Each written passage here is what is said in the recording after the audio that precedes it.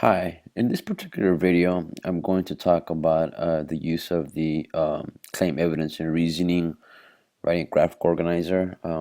I currently talk about the success of this in the reflection portion of the lesson.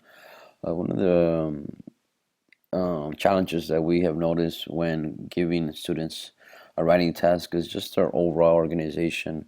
And in this case, particularly being able to see the relationship between the question trying to be answered, the claim, the evidence, and then the reason.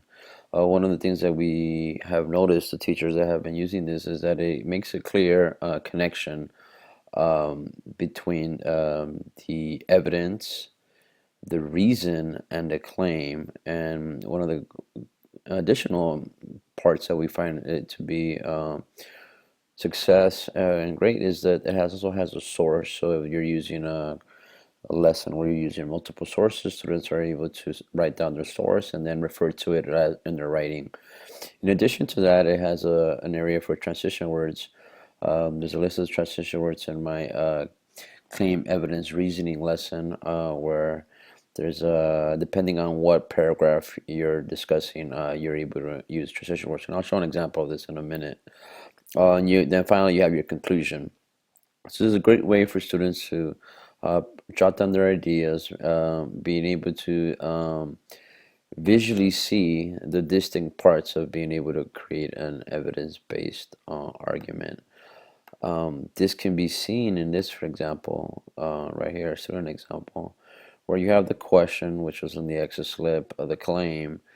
Oh yeah, like I was mentioning, your transition words here with your first, also, finally, your in conclusion, the evidence, the source, and the reasoning of why that evidence supports that particular claim. How does this transfer over to an actual written piece? You can see that here. Um, Here will be the introduction, but you can see here that there's a use of transition words, for example, or in addition, the use of a source. So, for example, if student refers to the text, then you have the evidence, and finally, you have your reasoning, for example, which might explain. That would be in that particular writing piece.